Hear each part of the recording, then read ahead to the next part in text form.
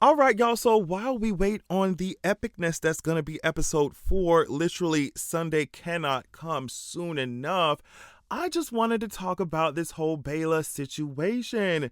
I've seen a lot of people giving her kind of the Rhaenys treatment too, where it's just like, you should have just said Dracarys, you should have just lit the whole forest on fire while Sir Criston Cole was there. I want to discuss this with y'all and see what you think.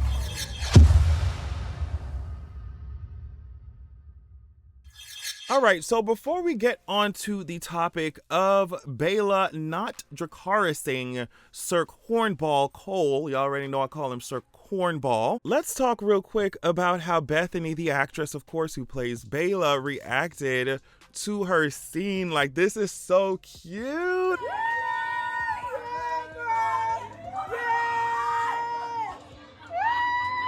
So cute. Can you imagine like seeing yourself edited real nice CGI on top of a dragon? Like, of course I would be acting like that too. I'm so glad to see how elated she is watching the scenes, because I promise you we were reacting just the same, Bethany. Like, we got our lives. I loved it so much. So we're going to talk about the whole Baela Sir Criston Cole situation, and then at the end I will talk about, because I found this article about how we almost did not get this scene. We almost did not get this scene. So it's an article, of course, describing what the showrunners have said about it. So we'll get to that at the end of the video. Now, there are a lot of people, because, y'all already know, I already talked about the greatness of this scene already. Like, just the bond between Moondancer and Baela. Like, the fact that Moondancer like had to alert her first that, hey, I see something shiny down there. I think that's Sir Criston Cole, girl. I think that's Sir Cornball. You want to go down there, girl? You know what I mean? Like, just the entire scene was fun, right? But people had a problem with Baela not going all out, right? And just burning the entire forest down with Sir Criston and his goons in there with him. Now, I think that just like the Rhaenys situation, this situation is more nuanced than people are saying, right? Because first of all, Rhaenyra told her not to. The little shit that she was doing already, chasing Sir Cornball throughout the forest, throughout the 100-acre wood, bitch, like, that was already kind of disobeying Rhaenyra's orders. And then also we have to understand that by this point in the episode, Rhaenyra was not like 100% fully convinced yet. Even though they killed her son and all type of stuff, girl, oh my gosh. But she had to put on that nun outfit and she had to put on that clown outfit and go to prayer meeting just to, before she actually started thinking about actually for real using the dragons. You see what I'm saying? So Rhaenyra at this point in the episode, at least, is not there yet. She sent Baela there as a scout, and that makes sense. It makes sense for her to be like, all right, girl, let me just back up. I was already doing too much. Baela, like, I was already doing too much. You know what I mean? I already chased Sir Criston Cole. Let me not burn down this forest, disobeying Rhaenyra's orders. Some people are like, well, she clearly didn't care about Rhaenyra's orders because she, you know what I mean, came down low and started chasing Sir Criston Cole. So it's like, well, since she didn't care anyway, she should have just burnt him up. And I'm just like, I mean, if you already know you doing something on the iffy side of things, like, why make it worse? Do you see what I'm saying? I don't know. I don't think people really understand how badly you could sabotage Rhaenyra's side if you go out there acting on your own and Rhaenyra don't even know what's going on yet. You know what I mean? To the point where Sir Criston Cole now, even with the little shit that Baela did, Sir Criston Cole now is changing the entire way that his armies and his people travel. You see what I'm saying? Now he's like, okay, well, we're going to stick to the canopies now. We're going to stick to the trees now that we know that they're there. So it's just like, you know what I mean? The more you just get up and act and just do stuff without the rest of Team Black knowing, the less information we have to go off of. And now Sir Criston Cole moving differently. You see what I'm saying? Imagine if she had Dracarys some shit and we're not ready for the blowback. It's war. I think that, like, if you have all these like loose cannons on your side, on your council, wherever, and you don't know, like, you send somebody to do one thing and they doing whatever, you don't have control over the war. You don't have control over anybody's movements. You don't have control over the fight. Period. So it's just like, okay, I get it. okay, she could have Dracarys, but it's like, if this is war and information is vital and it's gonna take however long for Baela to get back to Dragonstone to tell them what she did. Like, can you imagine she lit a fire and then a whole village done burnt down? You see what I'm saying?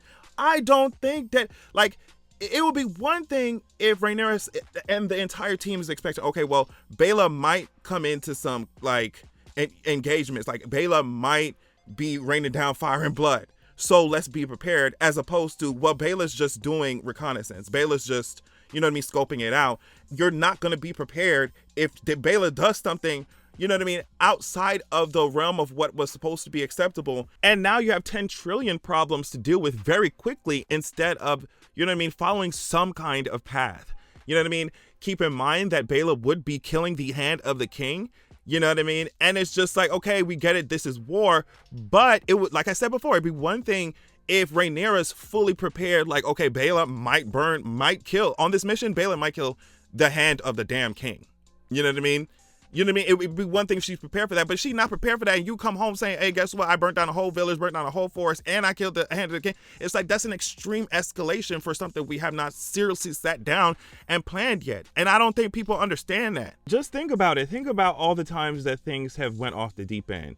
Luke was supposed to be sent somewhere just to be somebody's, like, you know what I mean, envoy, he'd messenger, whatever. And even while he followed all the directions, right, things still went wrong. Things have already got out of control with Daemon trying to get off Aemon, but ended up, you know what I mean, beheading babies. It's just like, for things to have already gone so far left already, you know, if I was Baela, I would just be like, all right, girl, yeah, I did spook him, I did scare him, but I didn't engage. I know I shouldn't have done.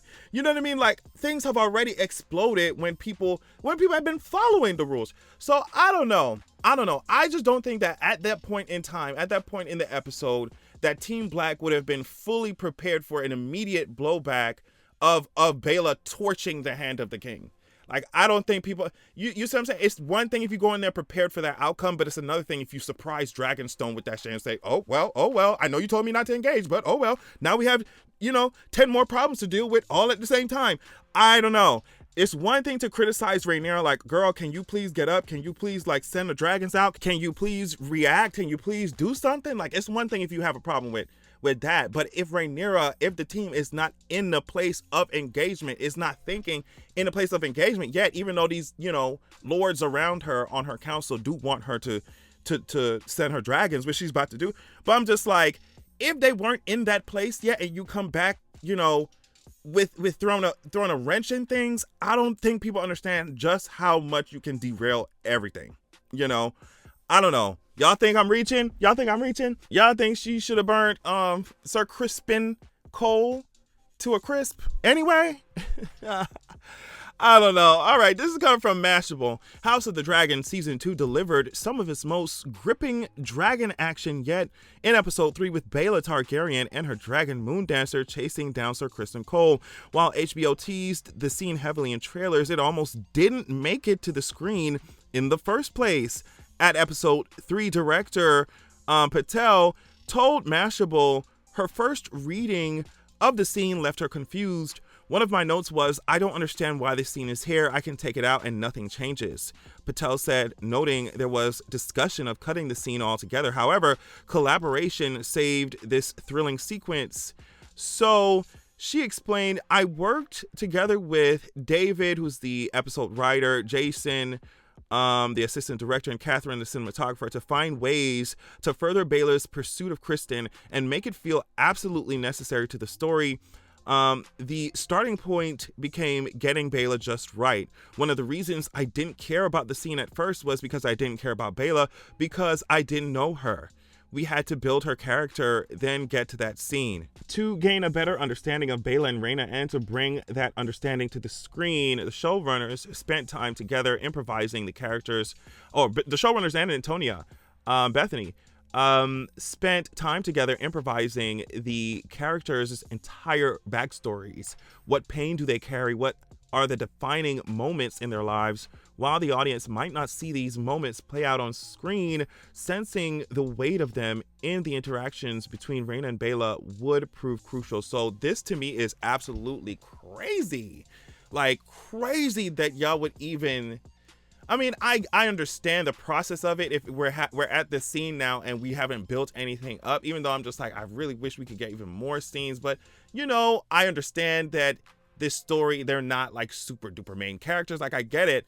And I understand the process. But to me, it's so mind blowing that like they were just like, well, we're going to cut this shit, or like we weren't going to get it. I'm so glad we have it. And I'm so glad they found a way to develop it.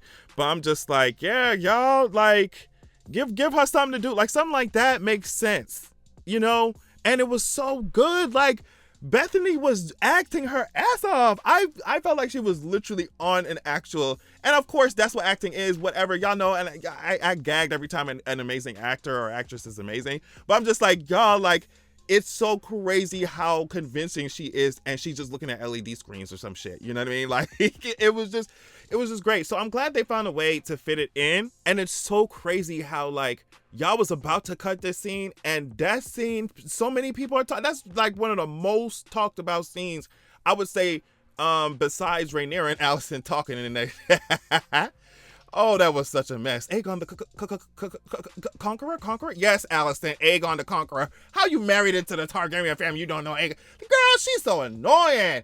And it wouldn't even matter anyway. Y'all were planning to usurp the throne anyway. That's the whole point. But yeah, I would say besides Alicent and Rhaenyra talking at the end of episode 3, I would say that the Moon Dancer scene, like, that was everywhere. Everybody was talking about that shit. Everyone was like, yeah, Baela, go Baela. You know, Daemon's daughter, like, she is her father's daughter. Like, it was just great. And y'all was about to cut that. Oh, let this be a lesson. Don't you ever bet against Baela Targaryen. That's it. That's all I gotta say. Don't ever. If it's one thing you're gonna do, if you like to gamble, if it's one thing you're gonna do, if it's one bet you're gonna make, don't you ever bet against Baela Targaryen or Bethany. How about that? On that note, y'all, thanks so much for watching. Love you so much, and I'll check y'all out later. Peace. All right, y'all, make sure that you're going to www.zeraxia.com. When you join the wait list there on the site, you will be the first to be notified when I drop my sequel. Also, you'll immediately get chapter 1 of my upcoming sequel of the upcoming book sent to your email as a PDF. So check that out. Also, this is a different excerpt from my upcoming book, so you definitely want to pause to read if you're trying to get your life. Keep in mind that this upcoming book, the sequel, is following up the first book that is already released called Zeraxia, Wrath of the God King. I released it a few years ago. It was my introduction to writing fantasy and stuff, so just go easy on me. But either way, as you can see here, it's given 4.9 stars. So yeah, check out Zeraxia, Wrath of the God King while you wait for Zeraxia, The Vengeance of Coldwind, right? And go to Zeraxia.com, sign up, join the wait list, get your free chapter. Thank you so much.